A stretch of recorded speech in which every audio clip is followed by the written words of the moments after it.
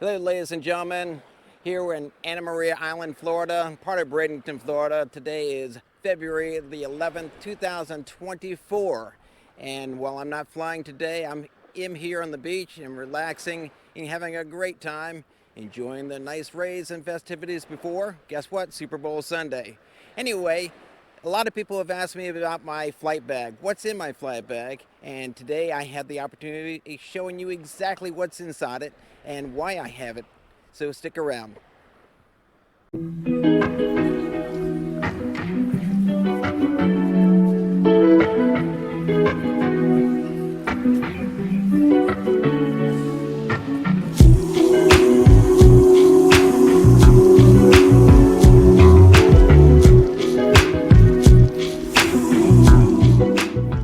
Hey, good afternoon, ladies and gentlemen. Phil PICOTT here, live at Anna Maria Island, Bradenton, Florida, my home, at least during the winter months when it's nice and cold up north.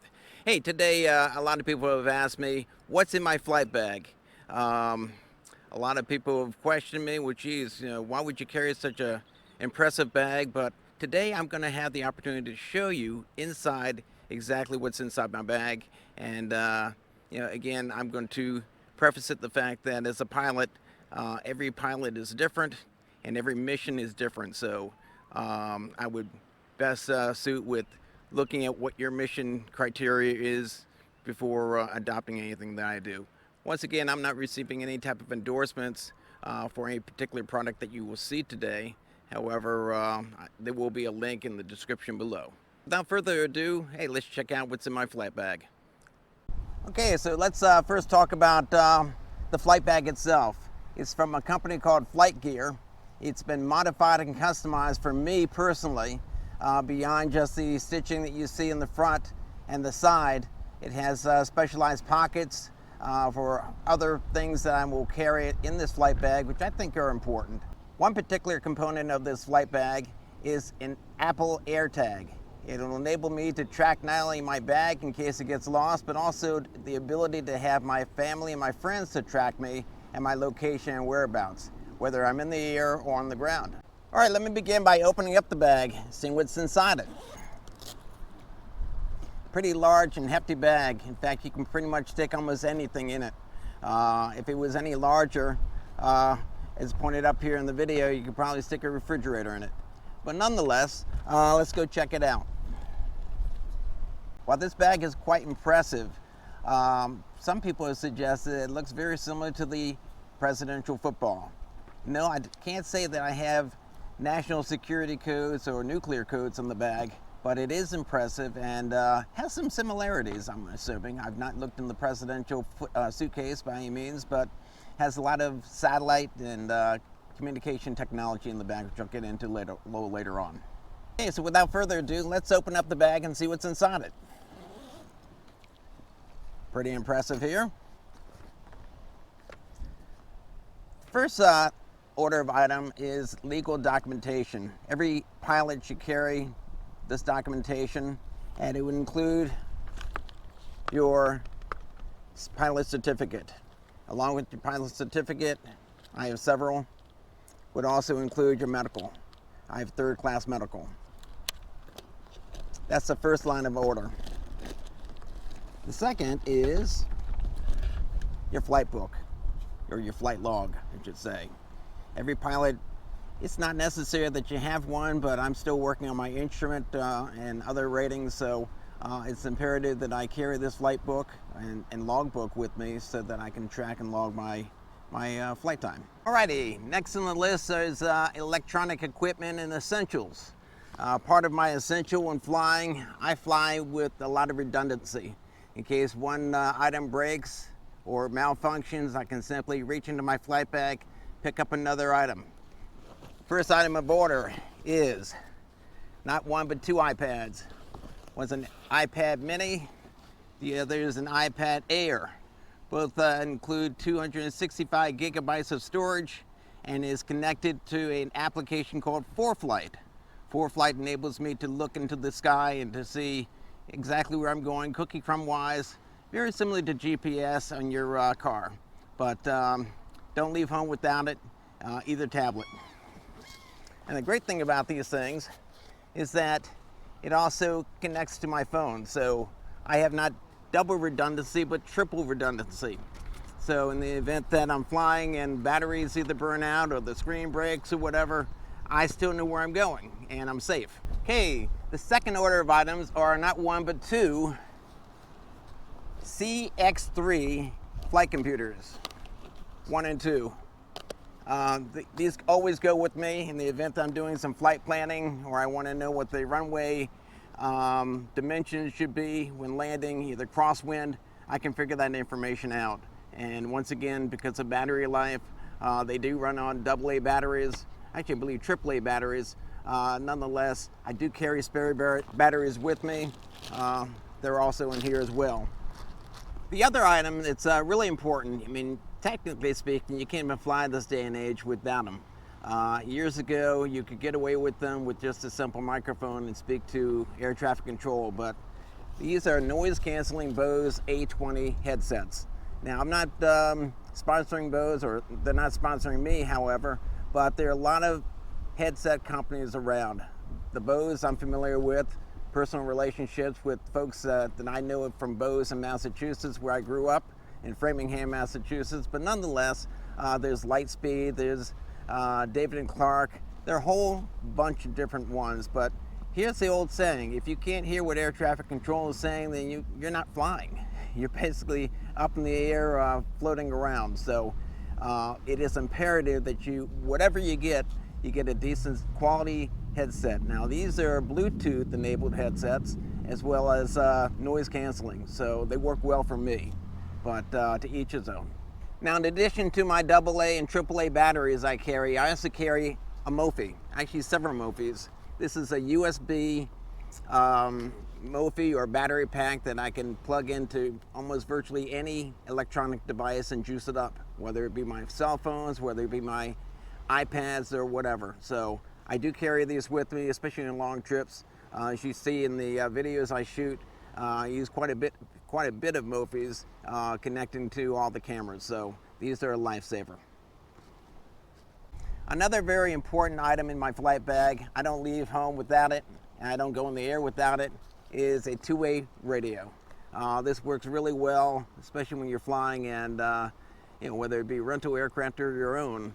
If your radio goes out, you're lost because people won't be able to hear you on the ground. Air traffic control won't be able to hear you. And so I had a situation earlier on my flight career where the radio did malfunction. Luckily for me, I stayed calm. I realized it was a secondary radio inside the plane, but nonetheless, it's always good to have a backup. And who knows? I mean, you never know, but it's always good to know that you have a backup and some of the technology available to you. Okay, in addition to the radio, we have a flashlight. I have in this bag 5 flashlights. That's excluding obviously the cell phone camera, but I have actually right on the side here. I do all my pre-flight prep at night. Is a nice aluminous. Boom, there we go.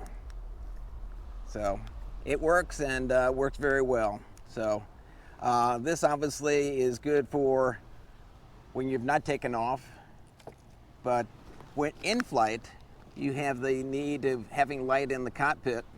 I have these. I have not just one, but 2 of these, which I can dig inside here. And these work really well because it produces not only a white light, but also a green light, blue light, and a red light. Red light is typically what pilots would use in terms of looking at maps and charts and just some of the instrumentation in the plane without going blind because of the bright light. So, have that. In addition to that, because sometimes you want to be hands-free when you're flying, and I have not one, but 2 of these headlamps. These headlamps also work very similarly to the smaller flashlights. They produce a white and a red light. So I think I'm very well prepared. I'm seeing a couple of YouTube videos and other pilots that have been caught in the middle of the evening where they forgot their flashlight. So these are with me all the time. I know in the event that if I need something in my flight bag, whether it be a flashlight or a phone or a tablet or headset, I know I have it in my flight bag and I can rely on that. Okay, now onto administrative and navigational tools inside my flight bag. First order are a pair of Foggles. I got these from ASA, and Foggles, if people don't know about Foggles, when you're flying instrument or simulating instrument flying, these fit nicely and conveniently over your eyeglasses, in this particular case my sunglasses, and that enables me to simply look at the line of sight of my instruments as opposed to my peripheral vision. So I do carry these with me, and in the event that I want to practice my approaches, that's what I do. Okay, another item in my bag is what's known as a RAM mount. RAM mounts are very unique in which you're enabled to put your iPad or your tablet on here, and it fixes right to the window or the side window and enables me to visualize ForeFlight or any other type of navigational aid that I need when looking at my tablet. So this is a really neat tool, and also comes with the power cable. Another very important item inside my flight bag, which I use daily, anytime I fly, is my kneeboard. Now this is an aluminum kneeboard. It fits very comfortably around your thigh with Velcro straps, and it just enables you to have a extra riding surface inside the cockpit. Now what I've gone ahead to do is I went to Home Depot and Lowe's to get the Bungie cords, but it enables me to attach my writing implements, my ink pens. I have a red pen and a blue pen. And so instead of them falling onto the ground and I'm gonna search around, trying to find my ink pen to write a squawk code down or some type of ATC information, well, they're already strapped onto my knee pad. So it's really neat, and it's probably one of my best tools while flying in the airplane. Another item on my kneeboard is what's known as a craft log sheet. And craft, for you non-aviation enthusiasts, it stands for clearance, route on departure, altitude, frequency, and also your transponder squawk code. So as ATC or ground is reading this stuff off to me, I simply write this down, and it's pre-fabricated as such. So I just write down the squawk code information and the heading, and that pretty much gives me correct results each and every time. Also, what I have is a checklist. I have multiple checklists in the airplane, but this one fits right on my kneeboard and is very convenient that when I'm doing checklists throughout the flight, I'm able to access that.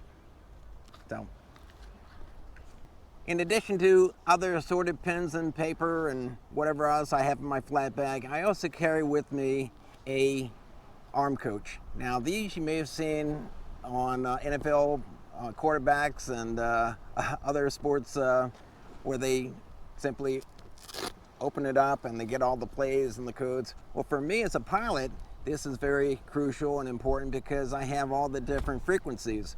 If I'm flying to multiple airports, for example, yes, that information is available on my iPad and throughout other tools within the flight bag. But if I want instant and immediate access to something, I just simply wear this around my wrist, and as you can tell, just open it up and I can read squawk codes, I can read runway links, also light gun signals. So it's very, very important that I use on every flight. Another thing that I carry with me in my flight bag, although this flight bag is very rich in technology, you can never get away from the simple things in life. And I carry with me sectional maps. Now this is a map of the Miami sectional here in Florida. Encompasses Tampa and also Sarasota.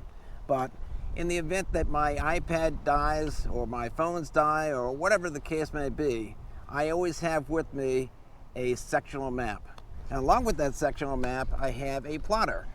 Now the plotter enables me to plot a course from point A to point B and so on and so forth, and to do it very effectively. So this is how they used to do it in the olden days, not that long ago, but it is still vitally important to this very day that you have a backup to the backup. And in my case, I have 2 iPads, 1 cell phone or iPhone, and along with the paper stuff. So you can never go wrong. Okay, in order to read this map, sometimes you need some help. And along with that help, I have a magnifying glass. This is also in my flight bag. Now, the other items I have in my bag are unique for instrument flying. I carry with me, not one, but several suction cup heading bugs. Now, these heading bugs fit onto things such as the altimeter and the vertical airspeed indicator, anything I want to bug. Say if I want a constant rate of climb or a particular altitude, I put this little suction cup, and I can open this up right here.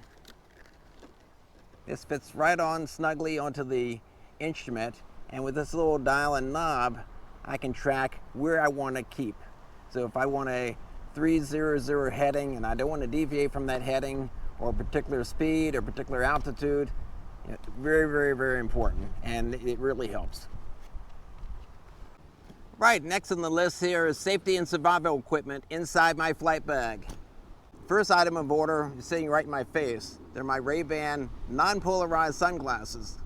Now, these sunglasses are prescription based, but anyone who flies, anyone who drives in particular, who wear polarized sunglasses will notice the difference in terms of their inability to read the instrumentation. So that's why pilots would prefer non-polarized equipment.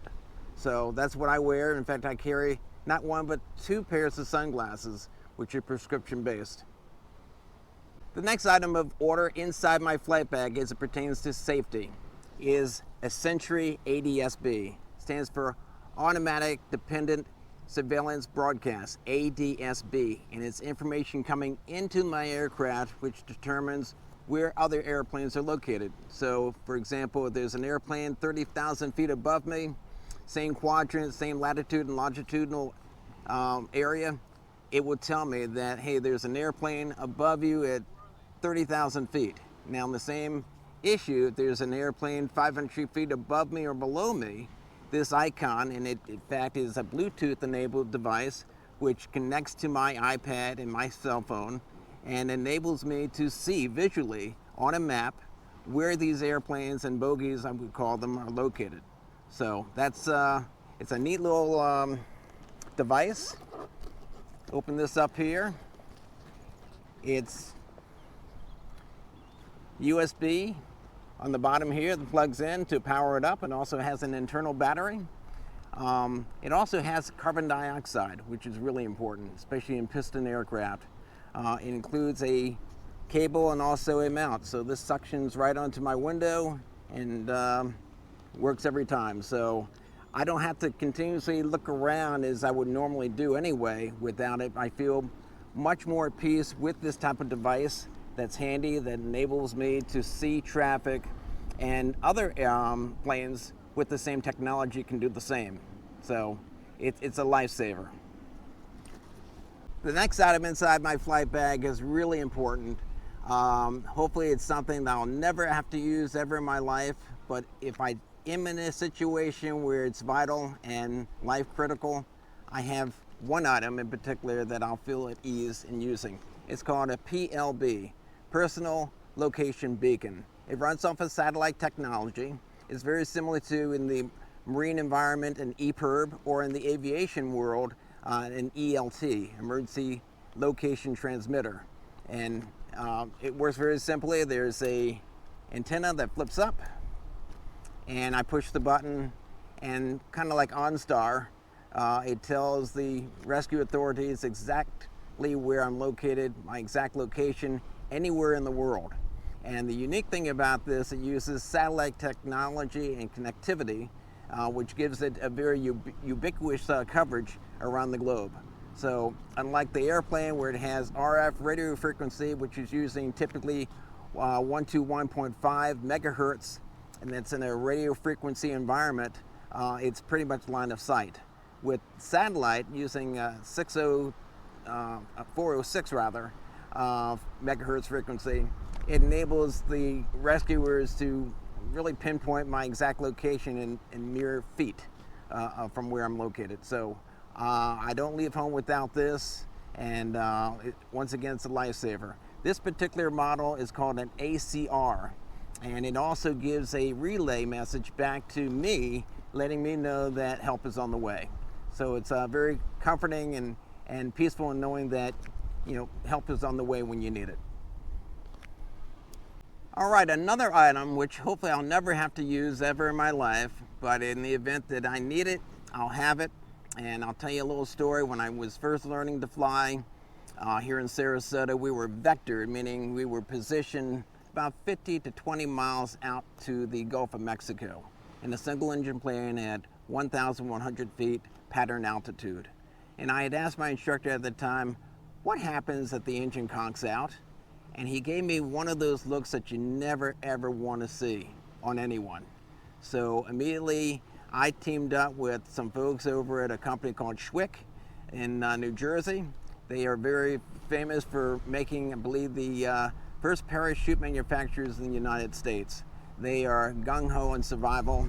This here is what's known as a Schwick X-back, so the X in the back here, life preserver. This is the same quality and materials that would be used in the military, and also police use this. This is a life preserver that you would wear throughout your flight. So if you know you're flying over water, you don this on. It is so comfortable you don't even know that you have it on. Inside here you have several pockets. I put my PLB, my personal location beacon, inside the pocket here. And once again, if I need it, I have it, and I'm at peace with having the tools and the resources available in my flight bag in the unlikely event that something should occur. Okay, another item inside my flight bag. Once again, in the event that I'm stranded either out at sea, I need to ditch the airplane, I'm 20 miles out to sea or wherever I may be, or somewhere in the mountain area where there's snow, and it's hard to imagine snow in Florida, but this particular item is called green fluorescent dye. It's a dye maker, so when you're inside, you know, water and you know, you're just a little blip of a dot, you know, from prospective rescuers who are looking for you, you simply open up this canister and it creates a green fluorescent dye. Very similar to the St. Patty's Day parade that you see in Chicago. The water just turns bright green. And you may have seen this particular item in a movie called Top Gun, where Maverick and Goose have to eject and you see all this green dye in the water. So this is simply a ability for the rescuers to see where you're located. Now in the event that you have had to ditch the airplane somewhere in a mountainous area, this works very well in the snow.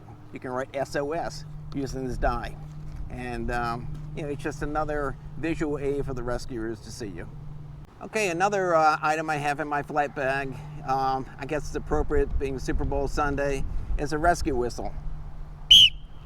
So, yep, it works, and people around here at the beach are looking at me saying, well, geez, where's the football game and who needs to be rescued? But this is also in the flight bag and attached to the life preserver. So, another item that hopefully I'll never have to use, but it's in my flight bag.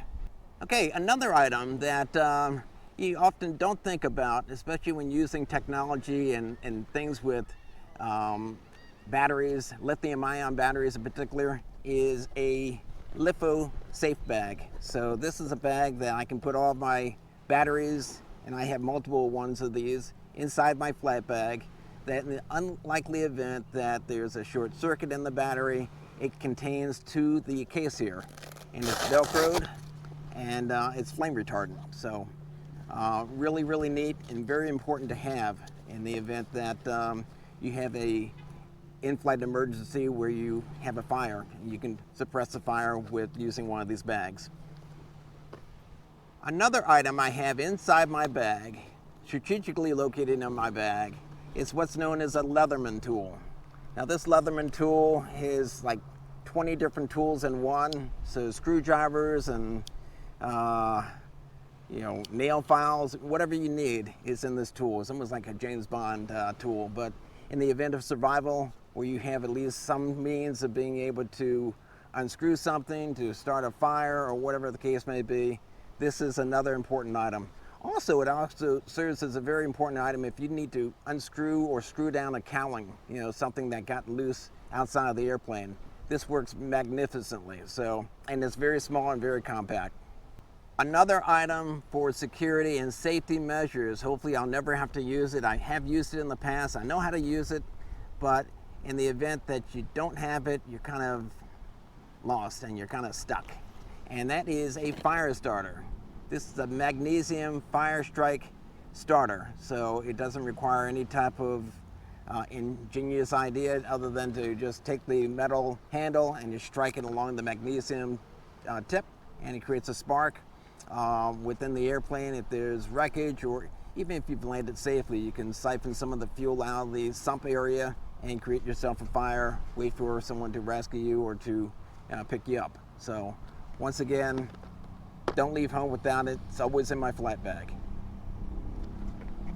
Now for the last few items inside my flight bag, not so much the aspect of security and safety as we looked at earlier, but from the health and comfort perspective as it relates to traveling back and forth.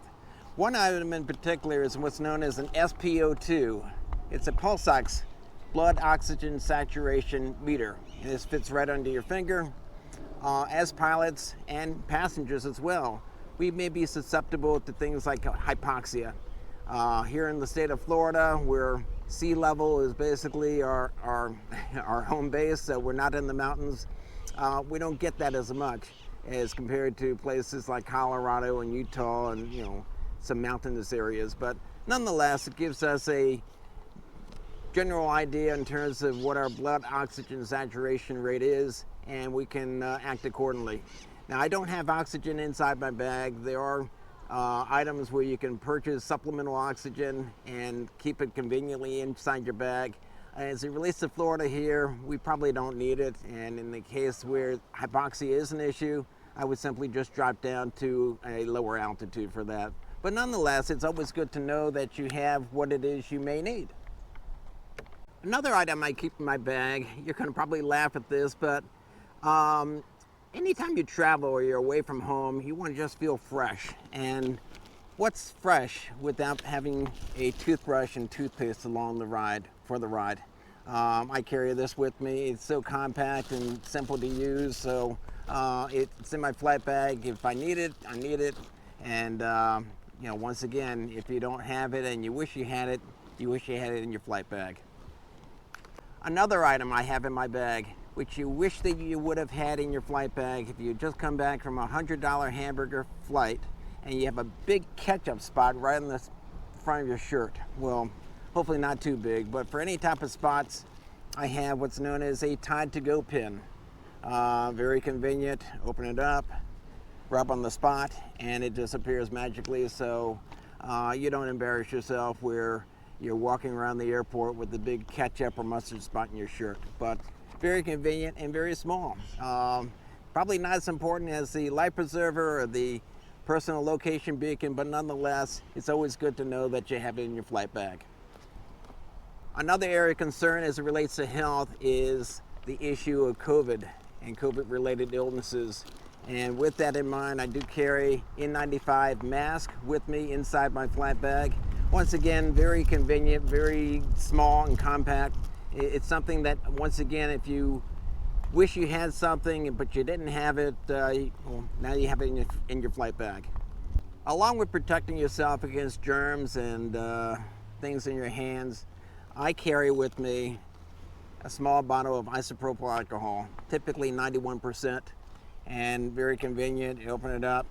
I typically spray it on my hands, and if I'm getting ready to eat something, or if I just completed something the fuel out of the airplane and I have my hands are dirty, well, this will kill just about anything. Other people have used it inside the aircraft. What I would suggest, especially with alcohol related products, is that you don't put it on any type of surface inside the airplane, especially if it's a rental airplane, because alcohol does dry and has a tendency of drying out plastic items. I typically just wear this and use this on my hands, and it solves the problem with not having to find a place to wash my hands. Another item I have in my bag especially as it relates to the hot Florida sun. You can't go wrong without a nice fresh towel. And this is very convenient for just cooling yourself off and getting yourself back into the groove of things when you're flying and you have nowhere to stop. And you know, you can't go wrong with it. It's so convenient, so small and compact that once again, if it's in your flight bag, you'll have it. Another thing I carry in my flight bag, these are very small items, but nonetheless, I do not leave home without Ziploc bags. And these Ziploc bags are very convenient for not only storing things, but in the event or unlikely event that a passenger may get sick inside the plane and you're airborne. At least you have some type of depository and convenient tool which for them to use and to feel better and without dirtying up the airplane. So I do use this. Also from a survival standpoint, if I had to ditch the airplane for any reason and I'm remote and there is wet kindling, I can simply use these bags to collect kindling, dry kindling, actually wet kindling if it's wet, place it in the bag, put a little bit of air and put that in the sunlight, and I let the greenhouse effect inside the bag evaporate the moisture out of the kindling so I can actually start a fire. So once again, very small items, fits very neatly into the bag and conveniently and strategically in the bag, so I know where everything is at all times. Some other items that are very important to keep in my flight bag goes as follows. I have suntan or sunscreen lotion. I have Perel, which when you're flying, and especially when you're close to the sun and the troposphere, it gets really hot up there. So to protect yourself from the UV light rays and sun rays, I simply just squirt some of this on, SPF 50, and it does the trick. So I put that in my face and my arms, and I'm good to go. Other items,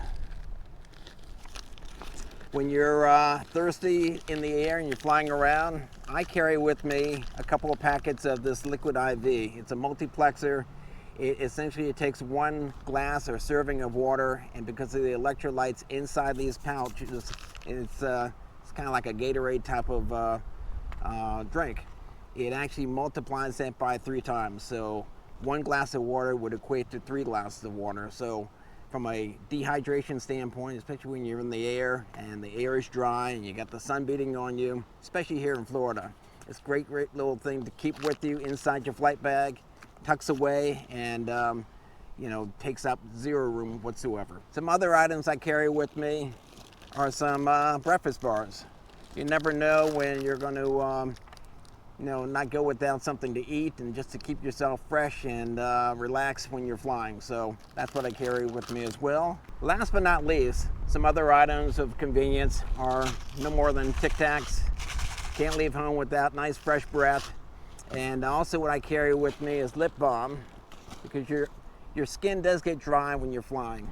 And also with that I include eye drops for the eyes, and also nasal spray, typically eucalyptus. Just keep yourself fresh, especially on long flights.